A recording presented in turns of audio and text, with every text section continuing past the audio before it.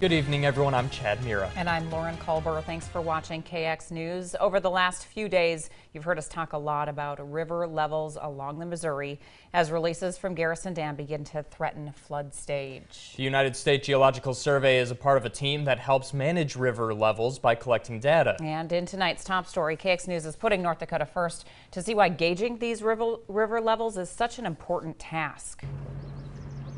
About 200 feet from the edge, we're at a depth of 20 feet. While these numbers may not mean much to the average person, it's crucial to organizations like the Army Corps of Engineers. It helps them when they're trying to manage the releases out of the dam, to understand what those flows are doing. It helps the National Weather Service with both their flood forecasting and issuing flood alerts or flood warnings as well. By Saturday, releases from the Garrison Dam will be at 60 cubic feet per second. The U.S. Geological Survey is checking river levels near Bismarck, trying to keep the team of experts who monitor the Missouri ahead of what's happening. This team knows this river better than anyone.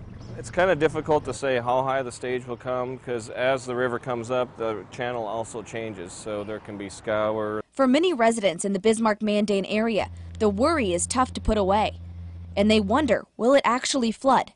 This group says not likely. Forecasts are showing that there's not going to be nearly as much volume as 2011. Here's a little comparison for you. This marker shows flood levels in 1952. The stage of the river was over 27 feet. 2011 was 19 feet. And today, the Missouri River sits at a little over 12 feet, which is over half of what we saw in 1952. That's one of the importance of making these measurements so that we can keep an eye on what's going on as the river does rise. While they only collect data out on the river about once a week, that could increase depending on requests from the Corps. Reporting for KX News, I'm Shelby Rose. Hansen added that factors like last summer's drought and changes to tributaries have set us apart from 2011's flood.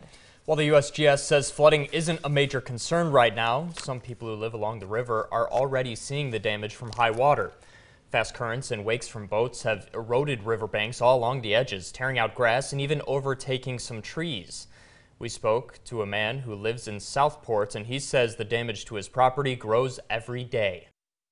In our case, on the north end of our property, over the last 4 days, we've lost probably 50 to 60 foot of what was once established riverbank, and it probably is cut back about 7 to 8 feet.